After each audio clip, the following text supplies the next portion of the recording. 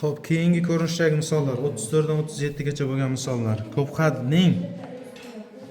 xatdagi x ning juft darajalari oldidagi koeffitsiyentlar yig'indisini so'rashligi mumkin yoki tog' darajalar oldidagi koeffitsiyentlar yig'indisi. Agar juft darajalar oldidagi koeffitsiyentlar yig'indisini so'rasa, x ning o'rniga bir marta 1 qo'yamiz. Keyin x ning o'rniga bir marta -1 qo'yamiz. Ikkalasini qo'shib 2 ga bo'lib yuboramiz, bo'ldi. Biz koeffitsiyentlarini yig'indisini so'raganda 1 qo'yib yuborardik. Endi juft darajasini so'rasa -1 ham qo'yib yuboramiz, ikkalasini qo'shib 2 ga bo'lamiz. Agar tog' darajalari oldidagi koeffitsiyentlar yig'indisi desa, xuddi shunday qilamiz, faqat ayirib 2 ga bo'lib yuboramiz. Ya'ni x ning o'rniga bir marta 1 qo'yamiz, x ning o'rniga bir marta -1 qo'yamiz, ikkalasini ayirib 2 ga bo'lsak, tog' darajalar oldidagi koeffitsiyentlar yig'indisi, qo'shib 2 ga bo'lsak, juft darajalar oldidagi koeffitsiyentlar yig'indisi bo'ladi. Demak, 42 dan 51 gacha bo'lgan misollar ko'p xatni 2 xatga bo'lgandagi qoldiqni toping. Demak, bunda ko'p xatlar bo'lish usulidan foydalansak bo'ladi, lekin qoldiq so'ralganda Bezu teoremasidan foydalanamiz. Bezu teoremasi alohida bitta mavzu, shunchaki qo'llab ketaman. Ya'ni px ko'p xatni x - 1 ga bo'lganimizdagi qoldiq bo'luvchini 0 ga tenglaymiz, ya'ni x - 1 ni 0 ga tenglaymiz. X - 1 ni 0 ga tenglasak x teng 1 bo'ladi. Va mana shu x teng 1 ni har bir ko'p xatdagi har bir x ning o'rniga qo'yib chiqamiz. Natijada chiqqan javob qoldiq bo'ladi. Ya'ni qoldiq p1 ga teng bo'ladi. Bu qoldiq bo'ladi. Keyingisida esa x + 2 ni 0 ga tenglaymiz. X + 2 ni 0 ga tenglasak x teng nima bo'ladi?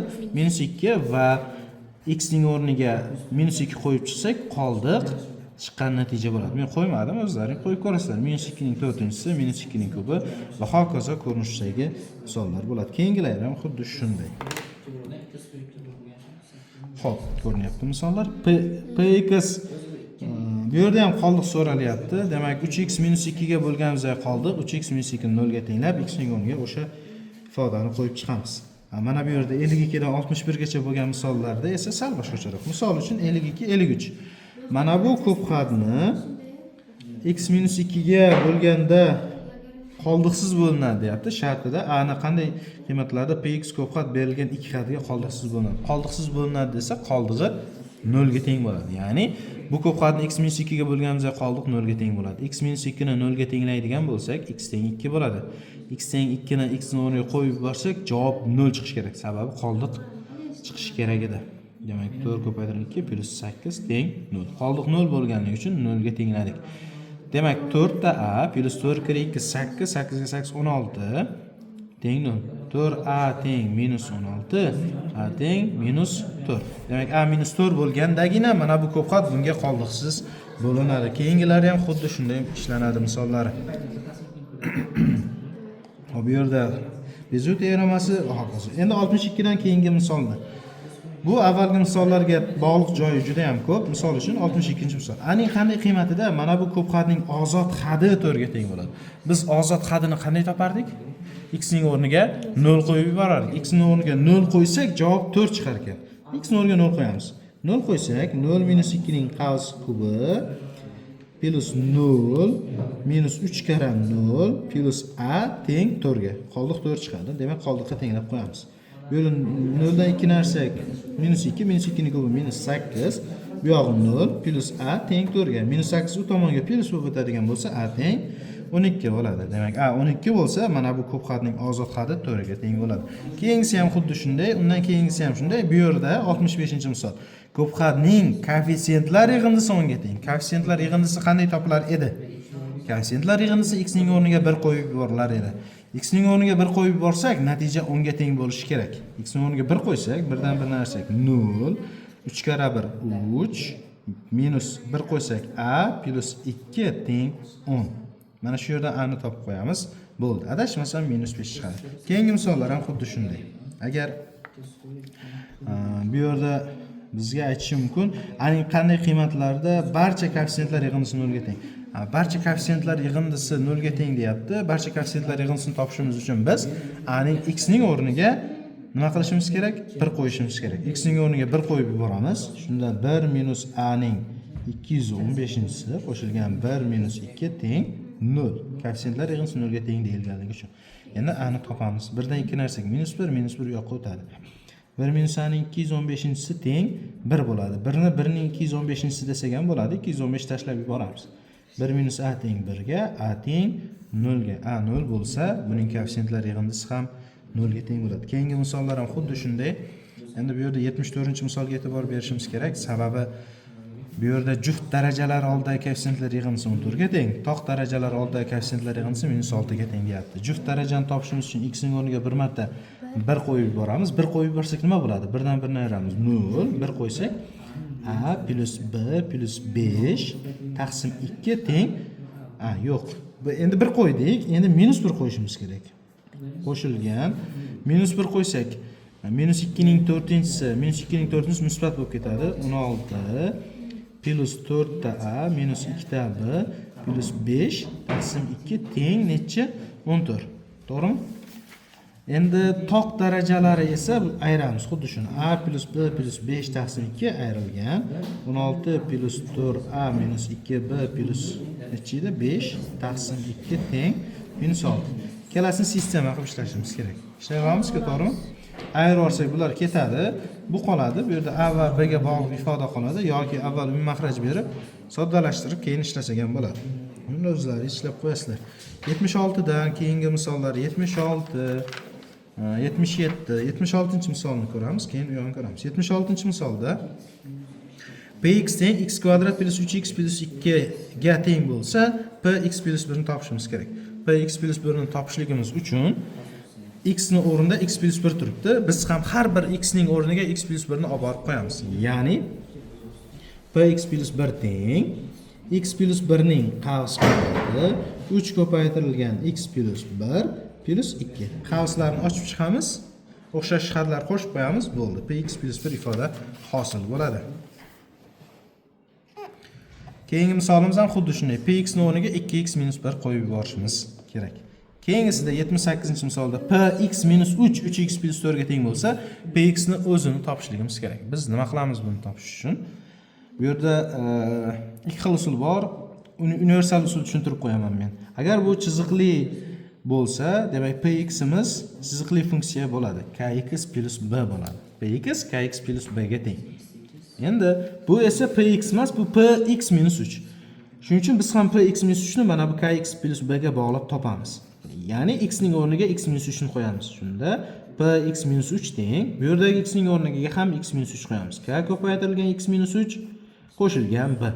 Px minus 3 teng, qavsni ochamiz. Kx minus 3k qo'shilgan b. Px minus 3imiz 3x plus 4 ga teng. Ayniyat qilib 3x plus 4 ni kx minus 3k plus b ga tenglashtiramiz. X ning oldidagi koeffitsient k, bu yoqda x ning oldidagi 3. Demak k teng 3. Ozod xat bu yerda b minus 3k, bu yoqda esa 4. K ning o'rniga 3 qo'yib boramiz. B minus 3 kir 3 9 teng 4. B teng 13. B va k ni topib oldik. K ning o'rniga 3 ni, b ning o'rniga 13 ni olib borib qo'yamiz. Px teng 3x plus 13 bo'ladi. Demak px ni topdik. Keyingisida ham xuddi shunday. Bu yerda 2 marta bo'ladi. P ning o'rniga px ning o'rniga x minus 2 ni qo'yamiz. Px ning o'rniga 3x minus 1 qo'yamiz. Keyin ayniyat qilib ishlaymiz.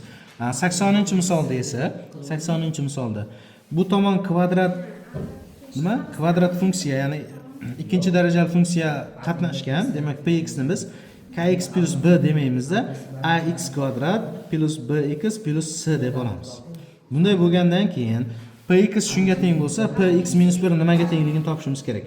Px minus 1 teng, har bir x ning o'rniga x minus 1 qo'yaman. Ya'ni ax minus 1 ning qavs kvadrati plus bx minus 1 plus c. Buni ochib chiqamiz. X kvadratning oldidagini, mana bu yerda x kvadratning oldida 1 ga tenglashtiramiz. X ning oldidagini x ning oldidagiga tenglashtiramiz. Ozod xatni 1 ga tenglashtiramiz. Shunda a b c kelib chiqadi va a b c ni joyiga olib kelib qo'yamiz. Keyingisida ham 81 da ham 82 da ham 83-misol, 84-chi, 85-misollar ham xuddi shunday ishlanadi. 86 dan 90 gacha bo'lgan misollar. A va b ning qanday qiymatlarida px ko'p xat qx ko'p xatga qoldiqsiz bo'linadi.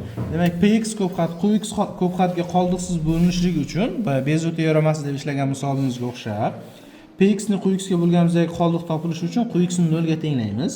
Ya'ni x kvadrat minus 4x plus 3 ni 0 ga tenglasak, V7dan ildizlarni topadigan bo'lsak, qo'shsak 4, ko'paytirsak 3. 1 va 3 mi? 1 va 3 ni px ga olib kelib qo'yamiz. Olib kelib qo'yganimizda 0 ga teng bo'lishi kerak. Sababi qoldiqsiz bo'linadi deyapti. Qoldig'i yo'q bo'ladi. X ni o'rniga 1 qo'yib yuborsak 1 plus a plus b plus 6 teng 0. Demak 1 ga 6 ni qo'shsak 7, a plus b plus 7 teng 0 ekan. X ning o'rniga 3 qo'yib yuboradigan bo'lsak 3 ning kubi 27 plus 9 ta a plus 3 ta b plus 6 teng 0. Buni hisoblaydigan bo'lsak 3 ga bo'lib olsak ham bo'ladi. Hozir yozib turaylik. 9a plus 3b plus 27 ga 6 ni qo'shadigan bo'lsak 33 teng 0. Endi 3 ga bo'lib olamiz. 3a plus b plus 11 teng 0. Tepada esa a plus b plus 7 teng 0. Tepadan pastni ayirib yuboradigan bo'lsak 2a teng blar ketadi. 11 dan 7 ni ayirsak 2a plus 4 teng 0. 2a teng minus 4, a teng minus 2 bo'ladi. A ni o'rniga minus 2 ni olib kelib qo'yadigan bo'lsak, b teng minus 5 bo'ladi. A va b ni topdik. Bizdan a va b ning qanday qiymatlarida deb so'ralganligi uchun yozib qo'yamiz. A teng minus 2, b teng minus 5. 90 gacha bo'lgan misollar shunda ishlatiladi. 91 dan 100 gacha bo'lgan misollar endi tenglamalarni ko'paytuvchilarga ajratish usuli orqali yechishligimiz kerak. Buning uchun nima qilamiz? Odatda mana bu minus 6x kvadratni shunday ikkita bir xat yig'indisi ko'rinishida yozishimiz kerak. Natijada ko'paytuvchilarga ajratganimizda chap tomondagi ifodani, o'ng tomondagi ifodani ko'paytuvchiga ajratganimizda bir xil natija hosil bo'lishi kerak. Ya'ni umumiy ko'paytuvchi bor bo'lishi kerak. O'shani qavsdan tashqariga chiqaramiz. Endi bu biroz o'ylantiradigan misol. Sababi biz topib olishimiz kerak. Nechiga nechini qo'shsak 11, 7 ga 4 yoki 8 ga 3, to'g'rimi? 8 ga 3 esa 24. Minus 6x kvadratni 9 ga 2 desak bo'ladi. 9 ga 2 11, 9 ga 2 11, 9 ga 2 18 ha? Shunday qilib ko'raylikchi. Buning uchun x kub minus 6x kvadratni minus 3x kvadrat minus 3x kvadrat plus 11x minus 6 teng 0 desak bo'ladimi? Minus 3 ga minus 3 bar minus 6 ku, to'g'rimi? Endi mana bu ikkalasidan x kvadratni chiqaramiz. Qolishida nima qoladi? X minus 3. Mana bu ikkalasidan minusni chiqarib yuboramiz. 3x kvadrat minus 11x plus 6 teng 0. Buni ko'paytuvchiga ajratishimiz kerak. Ko'paytuvchiga ajratish uchun qaysi usuldan foydalanamiz? Al-Xorazmiy usuli. Al-Xorazmiy usuli qanday edi? Mana bu x kvadratda oldidagi 3 ni 6 ga ko'paytirib yuboramiz. Nima bo'ladi? 3 kere 6 18 bo'ladi. 3 kere 6 18. Qo'shsak 11, ko'paytirsak 18. Necha bilan necha bo'ladi? 9 bilan 2. To'g'rimi? 9 bilan 2. Endi mana bu 3 ga ko'paytirib yuborganligimiz uchun ikkalasini ham 3 ga bo'lamiz. 3 bilan 2 taqsim 3 bo'ladi. X kvadrat x minus 3 qavs ichida x minus 3 x minus 2 taqsim 3 bo'ladi. Teng 0. Ikkalasida ham nima bor? X minus 3 bor. X minus 3 ni qavsini tashqariga chiqarib yuboramiz. Birinchisi x kvadrat minus 3 ni qavsiga ko'paytiramiz. 3x plus 3 lar ketadimi? 2 teng 0. Bu ikkitaga ajraladi. Qo'shsak 3, ko'paytirsak 2. 1 bilan 2 mi? Demak bu yerda 1 va 2 degan yechim chiqadi. Mana bu yerda 3. Demak tenglamamiz yechimi 3 da 1 2 3. 92 93 misollar ham xuddi shunday ishlanadi. Agar ishlay olmasak, bizning Telegram kanalimiz bor, Matematiklar klubi. O'sha kanalga ishlay olmagan misollaringizni tashlasangiz, birgalikda muhokama qilamiz. Keyingi misollar 100 gacha bo'lgan shu misollar xuddi shu usulda ishlanadi. Barchasi qaysi birini ishlay olmasangiz, Telegramimizga tashlang, birgalikda ko'ramiz. Bugungi mavzumiz shu, ko'p xatlar mavzusi.